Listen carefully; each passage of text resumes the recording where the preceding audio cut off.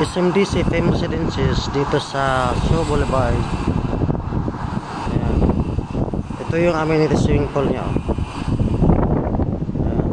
Ito tower 2. So mga 80% na po mga nakatira dito.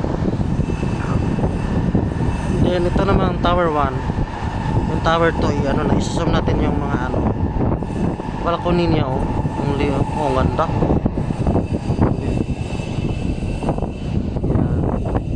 Then yung tower 3 is for turnover na rin to po, po. Yan. Yan po siya. Then itong katabi niya is amenities din to, ginagawa pa. Yan, kabakod pa. Then tower 1. Ito yung tower 1. Yan. Ito yung baba.